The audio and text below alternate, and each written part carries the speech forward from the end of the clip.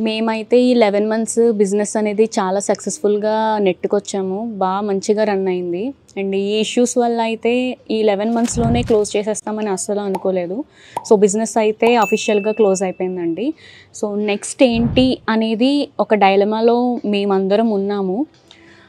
ఈసారి అలేఖ్య చిట్టి పికిల్స్ అయితే ఉంది కదా! సో, రమ్య మోక్ష పికిల్స్ అని కమ్‌బ్యాక్ అయితే స్ట్రాంగ్‌గా ఇద్దాం అనుకుంటున్నా. కాకపోతే ఇదివరకున్న సపోర్ట్ ఇప్పుడు ఉంటుందా లేదా అనేది నాకు అర్థం కావట్లేదు. ఖచ్చితంగా ఎక్కడో ఒక పాజిటివ్ వైబ్ అండి. మా ఎగ్జిస్టింగ్ కస్టమర్స్ కానీ, ఇంకా మా రిలేటివ్స్, ఫ్యామిలీ, ఫ్రెండ్స్ అందరూ ఇంకా ఇన్‌స్టాలో మెసేజెస్ కూడా నేను చూస్తున్నాను ఈ మధ్యన కామెంట్స్ కూడా. మీరు కమ్‌బ్యాక్ ఇవ్వండి, స్ట్రాంగ్‌గా ఇవ్వండి, మేము ఆర్డర్ చేస్తాం, సపోర్ట్ చేస్తాము అని అంటున్నారు.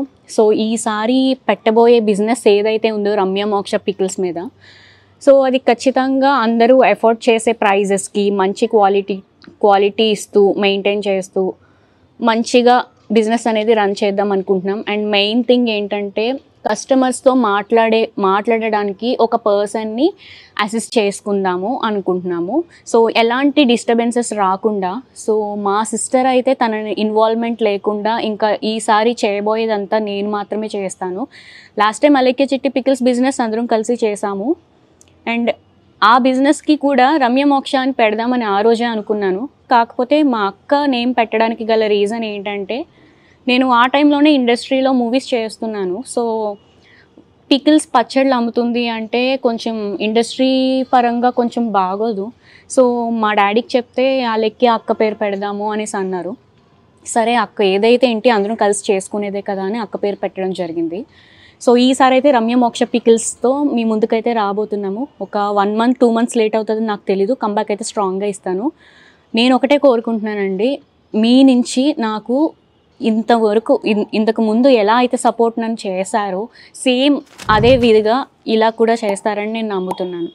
ఇంతకుముందు అలేఖ్య చిట్టి పికిల్స్‌ని మమ్మల్ని ఎలా అయితే ఆదరించి సపోర్ట్ చేశారో అదే విధిగా సపోర్ట్ చేస్తారని మేమైతే అనుకుంటున్నాము.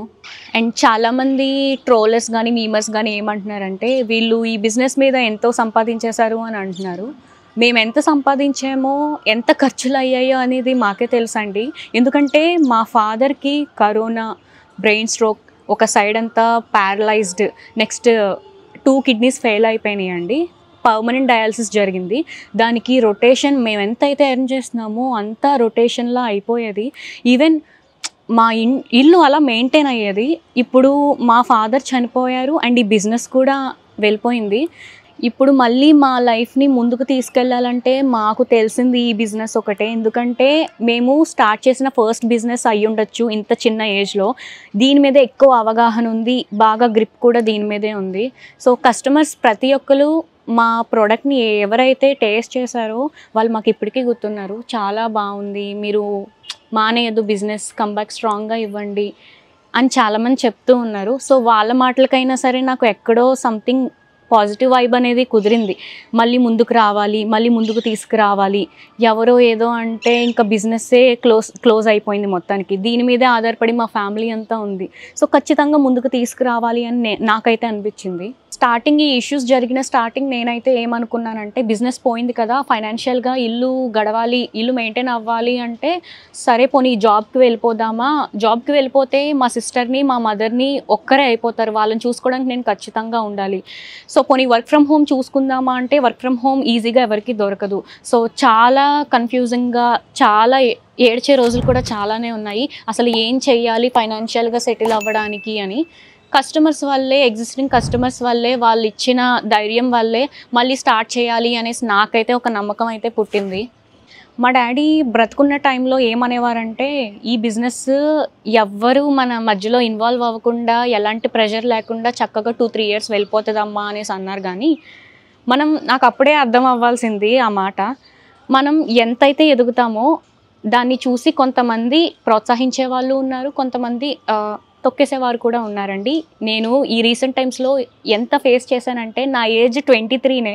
ఈ 23కే నేను చాలా నెగిటివిటీని నేను తీసుకున్నాను. ఈ ఏజ్‌లోనే చూడలేని నెగిటివిటీని చూసేసాను. నాతో పాటు మా ఫ్యామిలీ మొత్తం అందరూ అనుభవించేసామండి.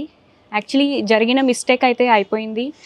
తిట్టినవారు, తిట్టించుకున్నవారు మొత్తం ఇద్దరికిద్దరు సారీ అయితే చెప్పేసుకున్నారు. సో, నెక్స్ట్ జరగబోయేదానికి అలాంటి మిస్టేక్స్ ఏమి జరగదని నేను చెప్తున్నాను. అండ్ కొంతమంది బిజినెస్ ఎందుకు క్లోజ్ అయింది అని ఇప్పటికీ రీజన్స్ అడుగుతున్నారండి. బిజినెస్ క్లోజ్ చేయడానికి గల రీజన్ ఏంటంటే 90% ఈ కాంట్రవర్సీస్ ఇష్యూస్ ఏదైతే వచ్చిందో దానివల్ల, అండ్ 10% ఏంటంటే అలిఖ్య చిట్టి పికిల్ నేమ్తో ఒక బిజినెస్ ముందుకు తీసుకొచ్చాము. ఆ యొక్క నేమ్ని చాలామంది కాంట్రవర్సీస్, ట్రోల్స్, ఇష్యూస్ చాలా జరిగినాయి. సో ఆ నేమ్కి ఫస్ట్ రోజే ఫేస్ చేసిన ఫస్ట్ రోజే బ్యాడ్ మెసేజెస్, 45,000 రిపోర్ట్లు ఇవన్నీ చాలా జరిగాయండి. సో నాకు అనిపించింది ఈ పేరుతో అండ్ చాలామంది అడుగుతున్నారు, మీరు బిజినెస్ స్టార్ట్ చేసేసారు, మీరు లైసెన్సులు తీసుకున్నారా, అసలు తీసుకోకుండా స్టార్ట్ చేశారా అని ఇలా అడుగుతున్నారు.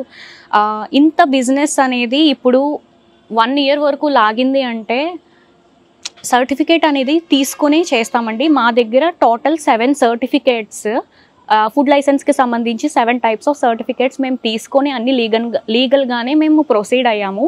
తీసుకున్నాకనే బిజినెస్ స్టార్ట్ చేసి ఫర్దర్గా అన్ని ప్రొసీడ్ అయ్యాము. అయితే చాలామంది మీకు సర్టిఫికేట్ లేదు అనేసి తెలియకుండా అనేస్తున్నారు. మేము ఇచ్చే ప్రోడక్ట్ వెనకాల కూడా FSSAI లైసెన్స్ నెంబర్ కూడా మెన్షన్ చేస్తాము. సో కొంతమంది తెలియని వాళ్ళు అలా అనుకున్నారు. సో ఇప్పుడు రాబోయే బిజినెస్ కూడా అన్ని లీగల్గా సర్టిఫికేషన్స్ అవన్నీ తీసుకొని బిజినెస్ అనేది స్టార్ట్ చేస్తాం.